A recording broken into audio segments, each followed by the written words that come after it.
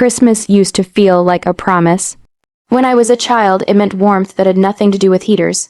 My mother's laugh filling the house, the smell of cinnamon rolls drifting from the kitchen, the sound of wrapping paper, tearing too early because no one ever had patience. It was the one day of the year when everything felt forgiven, when love was loud and unquestioned. That's what I wanted this Christmas to be. I stood on my childhood porch with my baby pressed against my chest, her tiny breath warm through my coat. Snow clung to the hem of my boots, melting slowly as if even it hesitated to cross that threshold. I adjusted her blanket, smoothing it the way I smoothed my nerves, over and over, hoping it would help. "You're okay," I whispered to her. "We're okay." I rang the doorbell. When the door opened, my mother's smile appeared first. Polite, measured, unfamiliar.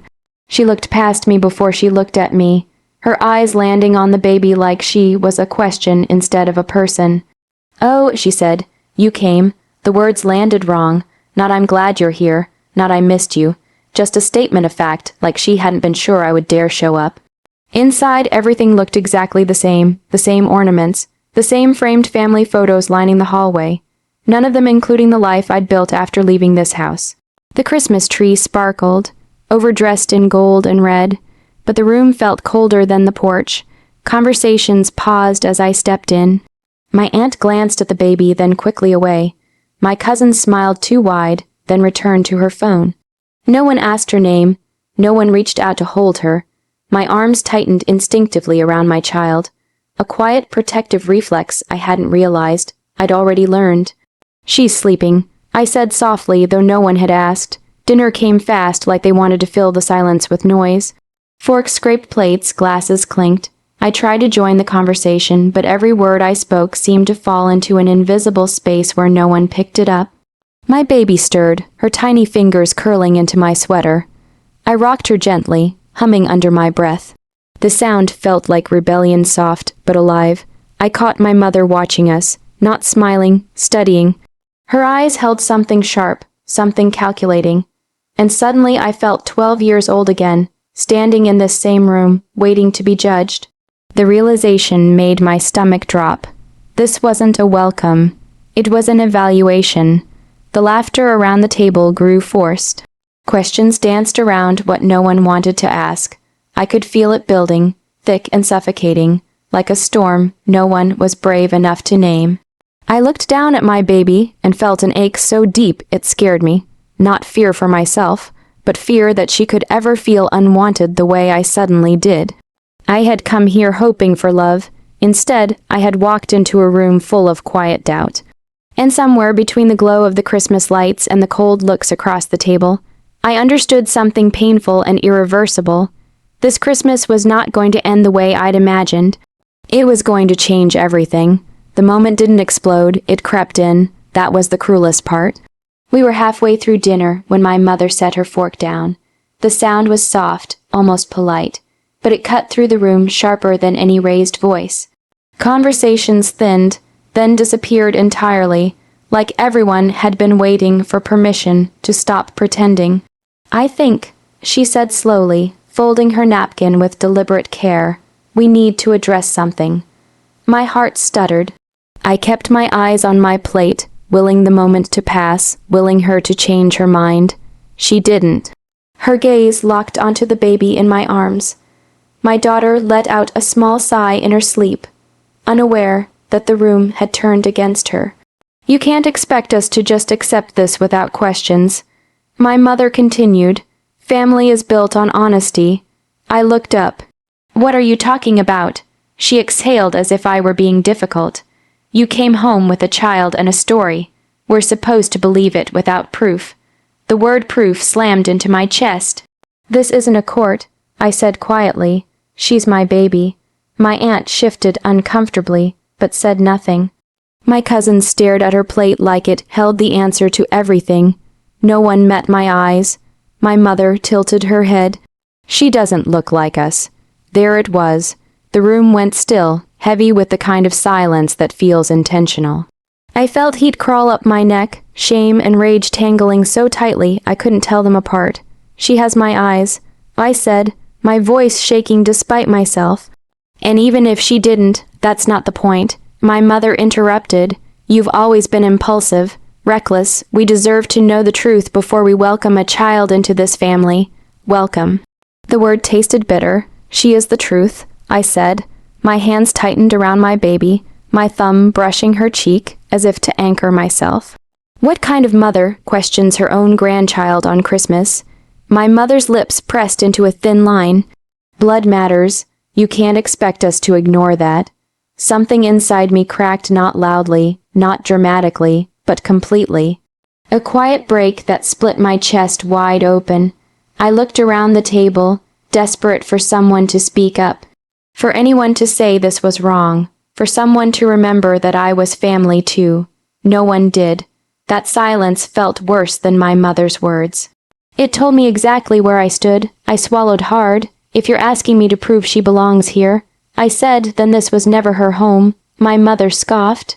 "You're being emotional." "No," I replied, surprising myself with how steady my voice sounded. "I'm being a parent." My baby shifted, her eyes fluttering open for just a second. She stared up at me, trusting and warm and impossibly small. She didn't know she was being measured by strangers who shared my blood, but not my heart. I kissed her forehead. "She doesn't need your approval," I said, "and neither do I." My mother pushed her chair back. "If you walk out, don't expect us to keep pretending this didn't happen." I stood. The chair legs scraped loudly against the floor, the first honest sound in the room all night. My legs trembled, but I didn't sit back down. "I'm not pretending anymore," I said. "You already made your choice." I looked at each of them, at the faces that had once meant safety, now emptied of warmth, and felt grief settle deep in my bones. Then I turned toward the door. Behind me, no one called my name. And as I stepped into the cold night with my baby held close, I knew I had just lost the family I was born into, but I was choosing the one that truly mattered. The snow had begun to fall harder by the time I reached the car. Each flake melted against my coat, tiny, icy reminders that the world didn't stop for heartbreak, or for babies who didn't belong. I held my daughter tighter, her small face pressed into my chest, breathing against me in tiny, trusting puffs. I wanted to cry. I wanted to scream. I wanted to beg them to see her the way I saw her, perfect, whole, and undeniably ours. But something stronger than grief carried me forward, something I hadn't known I possessed until that moment, resolve. I started the engine, and the warm hum of the car felt like a fragile shield against the cold reality I was leaving behind. The house, the tree, the carefully wrapped gifts, all of it was suffocating. It had been a trap built of expectations, of whispers, of the kind of love that asked for proof before giving itself freely. I didn't look back. The drive was long, but in the darkness of the road and the whiteness of the snow, a strange peace began to seep in. I didn't have a plan. I didn't have a safety net. All I had was my baby, and the knowledge that no one, not even blood, had the right to make her feel unworthy. I thought of all the nights I had cried alone after leaving home years ago, of the moments I had doubted myself as a mother before she even existed, and then I thought of her tiny fingers curling around mine, her eyes opening wide at the world in wonder. In that instant, I realized what I had always feared losing was not the family that had rejected me, but the chance to protect her from their cruelty. When I reached our small apartment that night, it felt like a sanctuary, not because it was large or cozy, but because it belonged entirely to us. No judgment, no whispers, no eyes measuring her value against some invisible scale, just her and me, and the kind of quiet love that doesn't demand permission. I made her dinner, wrapped her in a blanket, and held her as I sang lullabies that had no audience but her. And in that act, I felt something shift inside me. The rage I had carried, the betrayal, the heartbreak, didn't leave, but it transformed. It became fuel to create a life where my daughter would never question her worth. Fuel to build boundaries so solid that no one could ever threaten her peace. Days turned into weeks. Weeks became months. I cut off contact with the family that had refused to accept us. Phones went unanswered, invitations ignored, letters unopened. It wasn't cruelty. It was self-preservation. And slowly, imperceptibly, life began to bloom around us. Friends stepped in, quietly and without expectation. becoming the family I had longed for but never dared to imagine. Laughter returned to our home, not forced, not measured but genuine. My baby learned to crawl across our living room carpet, her laughter echoing off the walls that had once seemed empty and cold. At night, I would look at her sleeping face and promise silently that she would never be diminished by anyone's judgment, that she would grow knowing she belonged exactly where she was, and each time I made that promise, a piece of the pain I had carried started to fade. Walking away had been terrifying. Leaving my childhood home had felt like stepping off a cliff without a parachute. But in walking away, I had discovered something far stronger than love conditioned by blood. I had discovered a love that needed nothing but the heart to survive, and the courage to protect it. By the time Christmas rolled around again, the ache of that first betrayal had dulled to a memory. But it was a memory sharp enough to remind me. We had survived, we had flourished, and no one, not even my mother, would ever take away the family we had chosen. And for the first time since that night, I smiled freely, knowing that walking away bleeding had been the only path to arriving whole. Years passed, and the world we built for ourselves grew stronger with each day. The apartment that had once felt fragile now hummed with life. Toys scattered across the floor, the smell of fresh bread baking in the oven, laughter that rose and fell like music without a conductor. My daughter, once a tiny bundle of vulnerability in my arms, had grown into a curious, radiant child whose smile could light the darkest room. I had learned something profound in the years since that Christmas. Love did not require approval. Belonging was not a certificate stamped by blood or tradition. It was the warmth of a steady hand, the constancy of protection, the courage to choose each other every day. And in that love we had flourished. One afternoon, a message appeared on my phone. My mother, the words were carefully measured. "I'd like to see her. We need to talk, please." I stared at the screen, my chest tightening, a mixture of anger, disbelief, and faint curiosity stirring within me. For a fleeting second, I felt the old ache, the desire for acknowledgement, for a mother's pride.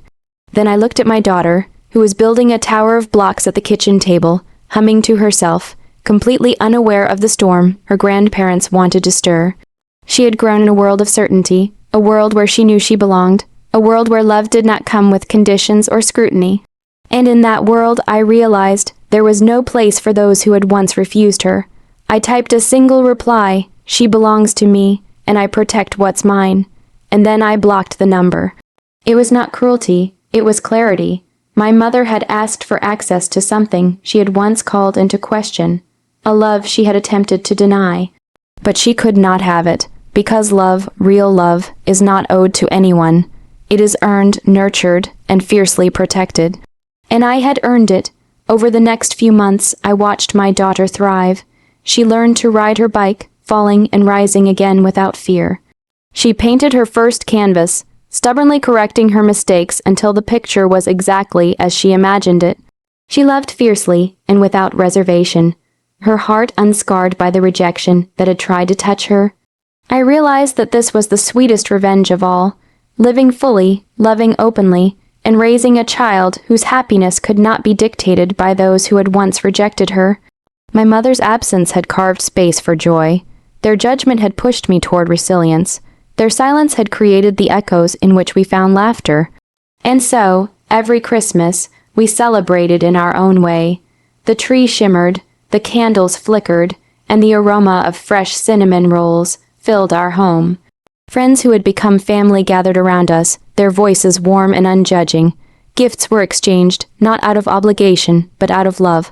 A love chosen freely, without coercion, without fear. I sometimes thought about my mother, about the life she had refused to embrace, but I no longer felt grief. I felt triumph. Triumph not in bitterness, not in malice, but in the quiet knowledge that we had built a life that no one could take away. My daughter's laughter was louder than their words. Her smile shone brighter than their disapproval, and the bond we shared was unbreakable. That Christmas, as snow fell gently outside and the house filled with warmth and joy, I realized something I had never known in the years of longing and pain. Love is strongest when it is free.